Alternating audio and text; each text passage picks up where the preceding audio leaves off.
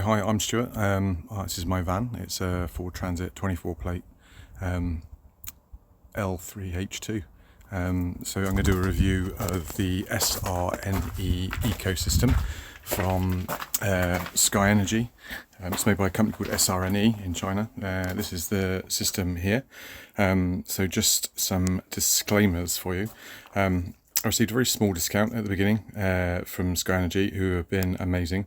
I'll put the links to their website in. They've been brilliant. A chap called John runs the company, and he has been amazing in terms of support for wiring and troubleshooting some of the, what I would say, abysmal instruction manuals. They do a really good guide though, that they do on a PDF that you can download, and gives you some of the hints in regards to it. So this is just an overview of the system.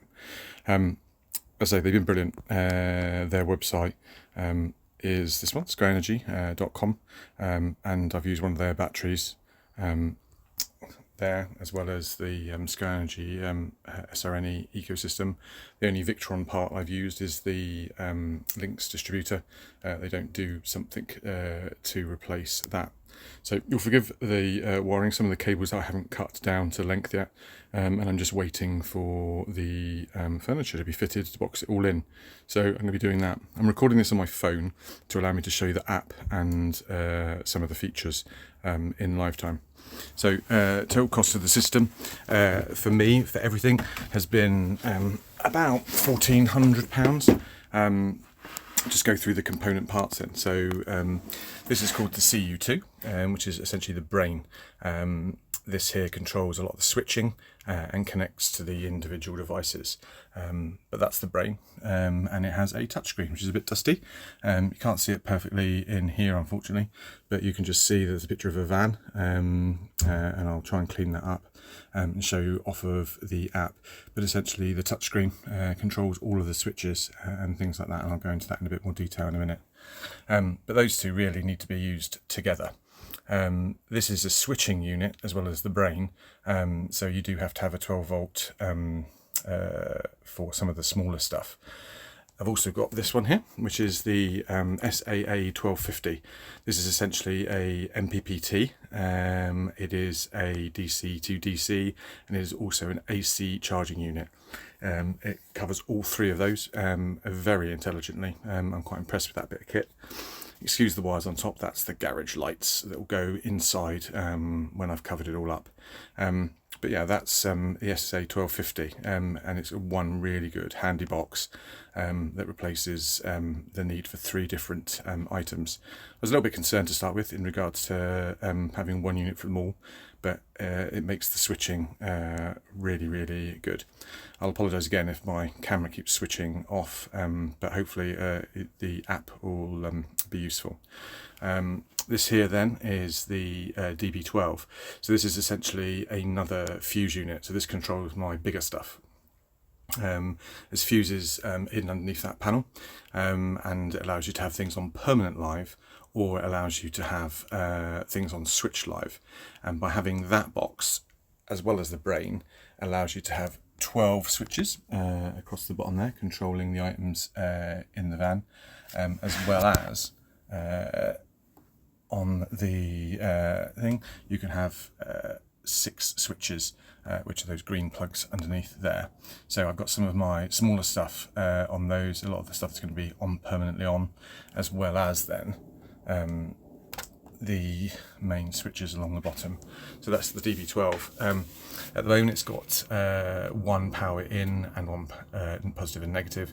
You can actually put a second feed of positive into it to boost the flow of energy into it if you need to, but I found that the one fairly thick piece of I think it's 25mm squared wire going into it is more than enough for the 150 amps that I've got going through to it. The other piece of SRNE equipment I've got is this one, which is a 3000 watt inverter. So this is a 3 kilowatt inverter. It's got its own RCB built in, auto switching, so it will bypass from my live feed, and likewise it can run on its own. And I've had that up to 2900 watts of output to run my air fryer and induction hob. and that's fed by my mains switch. So my power comes into, shore power comes in on this side over here and splits. So on this side here I've got my bubble system, which I will do a review of separately, and my hot water.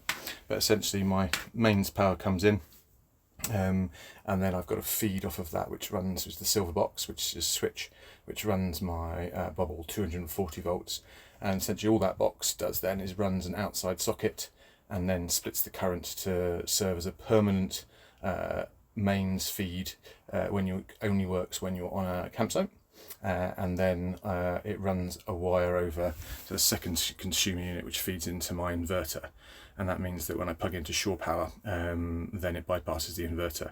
The inverter then is wired in and runs my sockets for my kitchen, my induction hob, and it will also run my air fryer and stuff like that.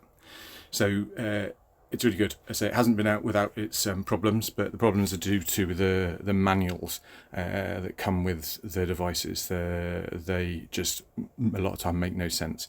But as I say, SRNE with Skienergi have done a really good PDF that helps you do it. As I rate it, I think it's really good, and it works out a little bit cheaper than some of the other systems. So I had looked at SavvyVan for the switching and touchscreen, so I really wanted no physical switches in the van.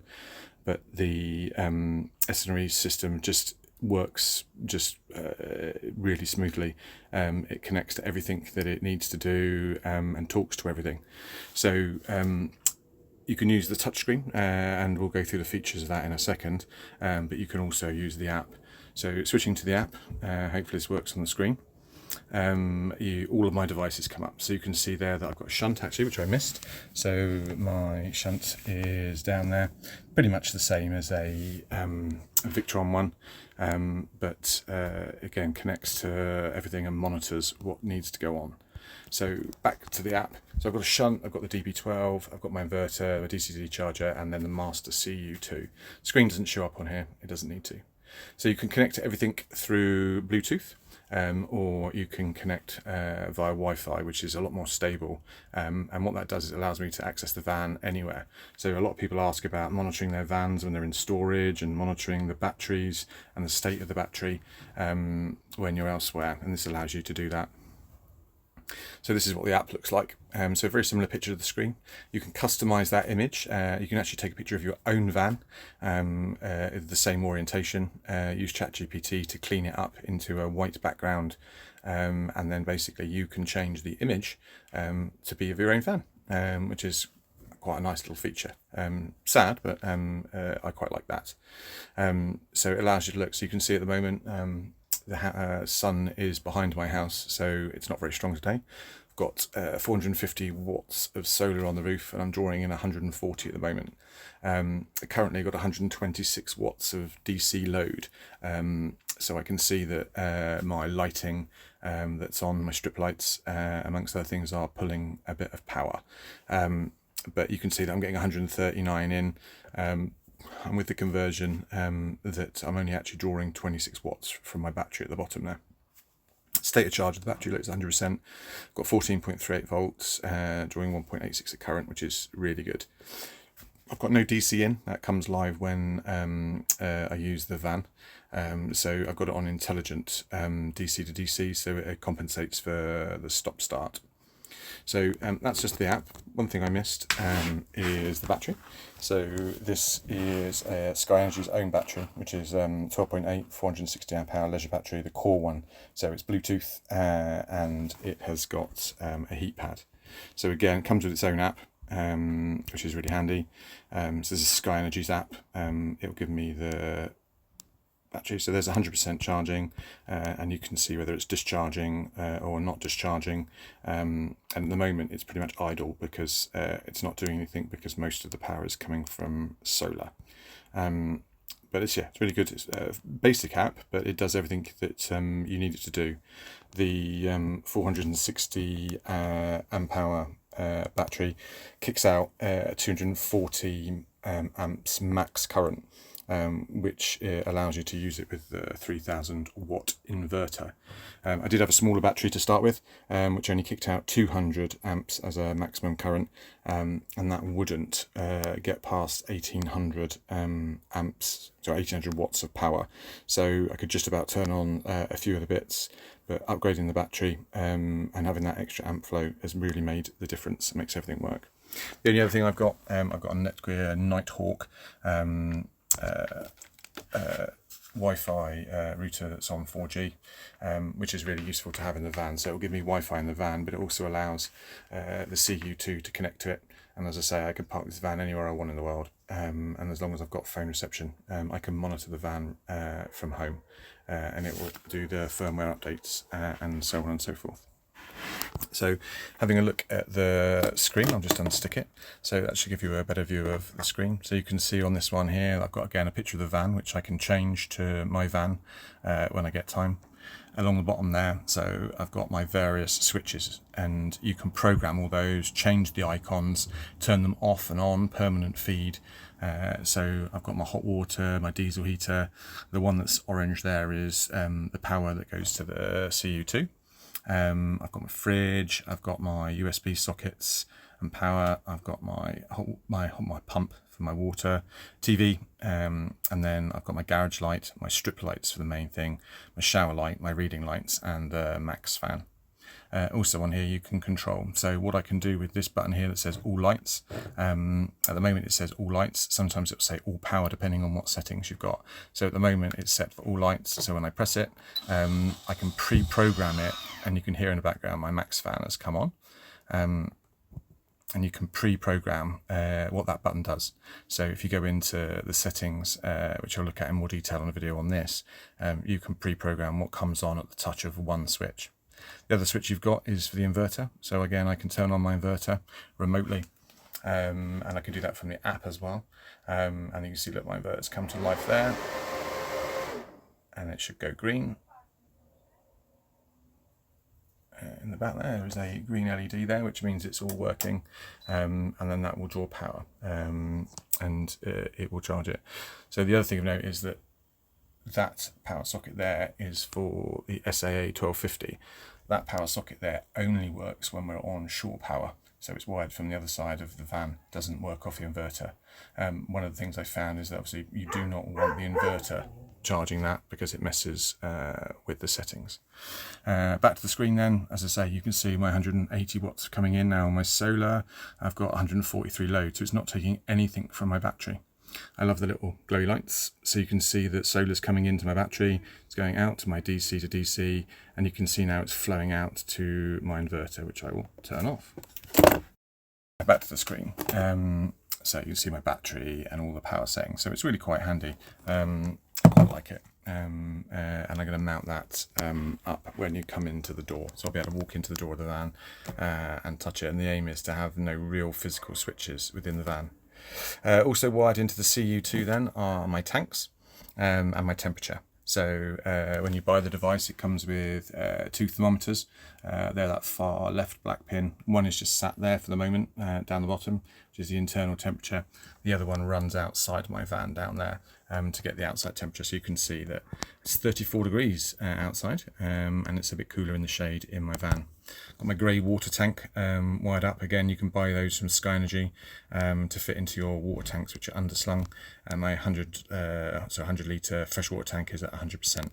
So again, there are another 6 relays that you can use. So you've got spares if you need it to other sensors. So you could do fuel tank, amongst other things, gas sensor, and things like that. So you can buy those to add on. Don't really need those, so I'm not worried about that. You can go to real-time data. So real-time data then says that my battery is 14.37 volts, and it's drawing 1.8 for currents and using 26 watts of power. You can go to my solar panels, and again you can see what's coming in. The current has been generated and the power from those, which is pretty good. AC loads, obviously I haven't got anything at the moment. My AC loads, there is no AC device. That's because I've turned off my inverter.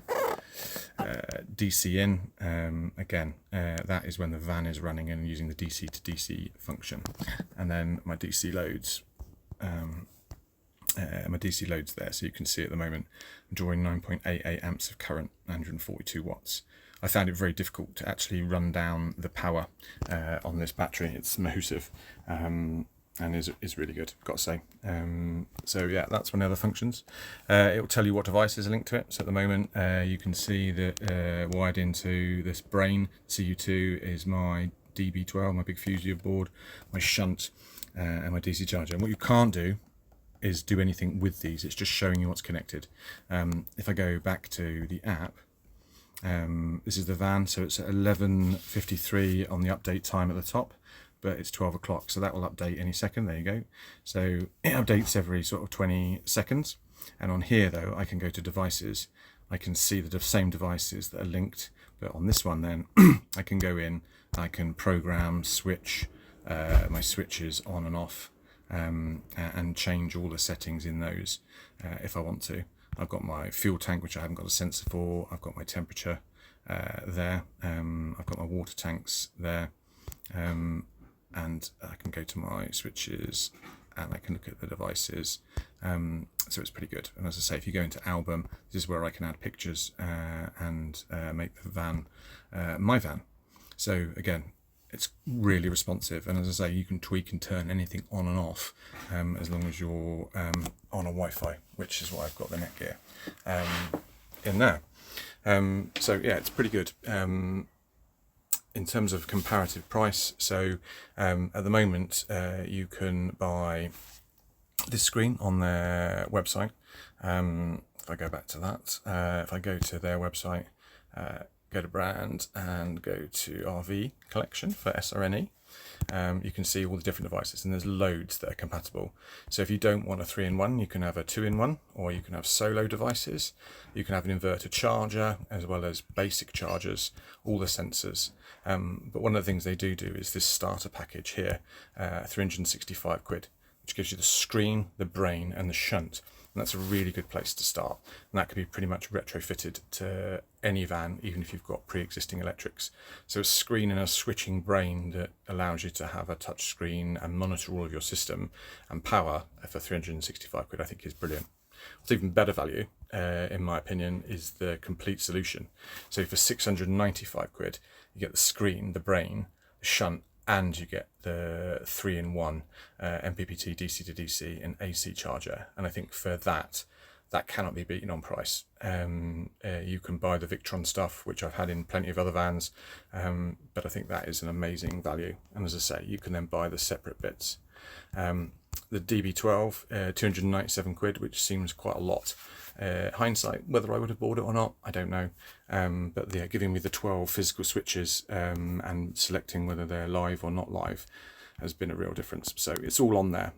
You can buy the solar with them. And again, I think it's really good price for the kit that is on there, and it is really good value when you compare to Victron and SavvyVan for the touchscreen. And it's far better quality stuff than Renology. So this stuff is fairly big out in Australasia, New Zealand and Australia, where its main market is, but it is far better quality versus the Renology stuff. As I say, I've got the Lynx distributor. They don't do a mega fuse holder, and having one of these gives me some options to upgrade, and essentially allows me to just have a bit more control over the system with my kill switch there. But yeah, it's a pretty good system. Loads of nifty features, which I'll go into in the individual videos.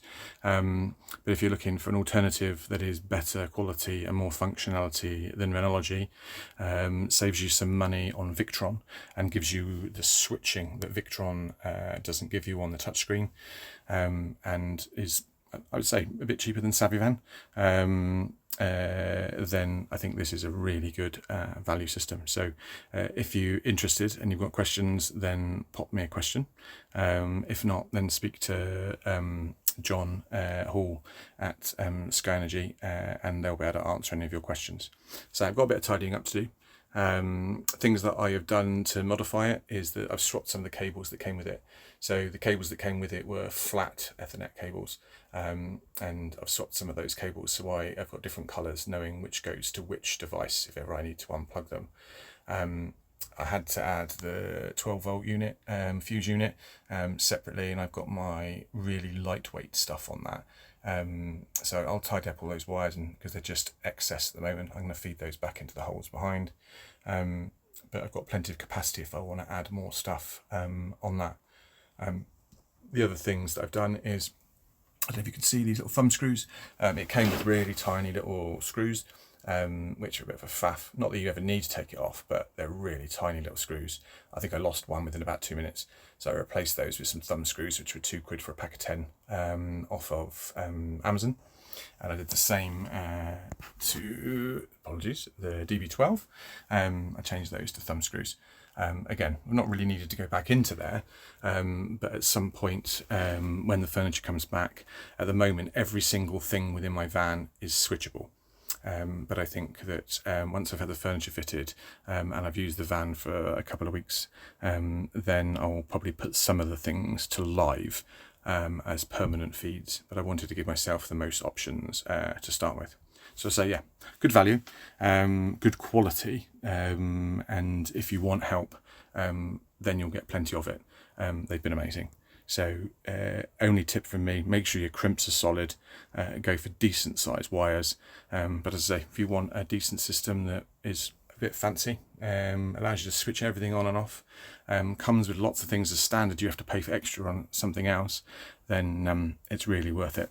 So if you've got any questions, then give us a shout in the comments, or as I say, give Skienergi a shout, and they'll be more than helpful. So hopefully that was of use. I'll do some other videos on the individual items, how you program them, and some of the pros and cons about them specifically. But overall, superb bit of kit and amazing value for money. Cheers. Back to me, one of the questions I've had straight away was, does it actually work and kick out enough power? So at the moment, I've got the power to the CU2, I've got my USB sockets on, I've got the power to my garage light, which isn't wired in, I've got my strip lights on above me, so they draw quite a lot of power. I've got my shower light, which isn't wired in, my reading lights, which are wired in temporarily up there, with USBs to go above the bed, and I've got the max fan, which isn't running. So what I'm going to do is just start turning some things on. So let's turn on the inverter first of all. So that's going to come to life, you'll hear it. There he is. Again, and I can remotely do that if I need to. So let's have a look. So that's gone green. So we've got a small kettle here. It's 800 watts. So that water's come out of the tap, and let's turn him on. So the kettle's on, and that is pumping away. And you'll see now, look, that I've now got 672 watts. So it's an 800 watt kettle, but it's actually only drawing 672 watts of power. And actually, it's not a bad kettle. Off Amazon, it was like 25 quid, and it boils fairly quickly. So that's chucking out some more power. You can see now I'm getting 205 watts on my solar panels. So it's really not going to affect the battery too much. In terms of turning other stuff on, I'm going to pause and grab my remote. So now I've got my max fan working. So again, going back to the screen, you can see now I'm drawing a higher load on the DC. If I go to my app now, go to my master control unit, so I could do this again from anywhere. You can see now it's up, last update there, 1209. So you can see again how much current is drawing from everything. Again, looking at the devices, going into my DC to DC charger, gives you a bit more detail. So this is the SAA 1250, so you can see that we're pulling in 234 watts of solar. You can see my house battery is actually being charged. Again, you can see all the detail there on the state and the health. So my starter battery is 12.2, and again, what you can see, and actually one of the clever features is I can actually charge my starter battery. So if for some reason my starter battery is getting low, which it doesn't, because it's isolated, what I can actually do is if I connect directly to the device, so I go to Bluetooth, go to my DC charger, which is the 3-in-1, so I'll probably have to change the name of that, which you can do, change the names of everything. And if on this one I go to settings, you've got lots of settings, and one of the things you've got is down the bottom here is I can manually charge the starting battery. So if the battery goes below 12 volts, I can turn that on and charge the starting battery. So my van will always start when the starter battery is 11.7 volts. So my stop charging voltage on here is 12.7, and then 1 volt lower than that allows you to manually charge it. So again, you can tailor that your van if needs be. Okay, so that's it, tugging power. As I say, it will happily point that. As I say, I've not got the air fryer plugged in, my fridge is there, my sink's there, so again, if I turn my fridge on, you can hear it turn on in the background there, so we're going to load it even more. So that should increase, hopefully, my DC loads. There they go. So not a huge amount of power gets drawn by my fridge freezer.